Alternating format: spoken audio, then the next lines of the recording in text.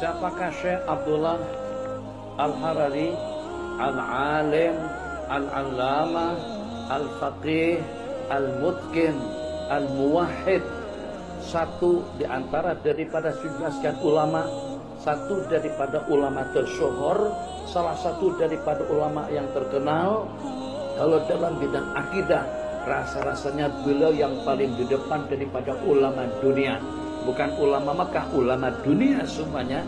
Kalau dalam bidang akidah, penguasaan tentang akidah al-Asy'ariyah dengan al-Maturidiyah, yang kita katakan itu adalah akidah Ahlussunnah wal Jamaah yang paling pakar spesialis dalam bidang ilmu akidah al-Asy'ariyah dengan al-Maturidiyah, Syekh Abdullah Al-Harari rahimahullahu ta'ala. Beliau yang paling banyak memperkenalkan kepada kita melalui tulisan-tulisan, karangan-karangan, artikel-artikel, majalah-majalah yang beliau isi, atau karangan-karangan yang beliau karang, yang paling banyak memperkenalkan kepada kita tentang akidah tasbih dan tajsim, dan juga tentang penyelewengan, atau juga dengan akidah yang merangkap, akidah yang kita sebut dengan, yang mereka katakan dengan akidah salafi.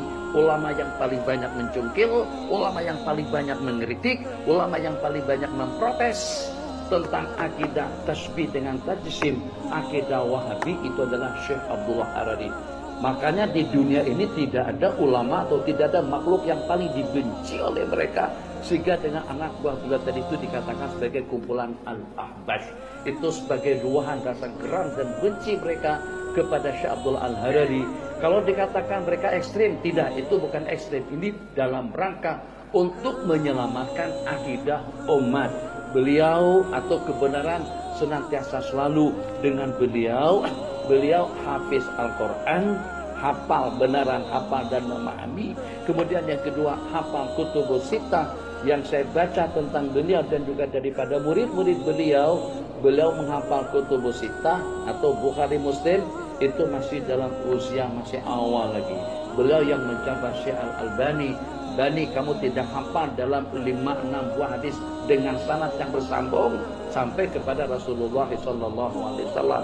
Jadi kalau seandainya di dunia ini, untuk yang sezaman dengan kita, beliau sudah meninggal dunia, untuk 30 tahun terakhir yang layak untuk dikatakan pakar dalam bidang akidah Asy'ariyah dan Maturidiyah, akidah Ahlussunnah wal Jamaah, insyaallah beliau pada urutan, pada barisan yang pertama. Kalau kita inginkan, atau kalau kita ingin mengatakan di antara daripada ulama yang zuhud dan wara pun juga, beliau pun juga pada urutan yang pertama.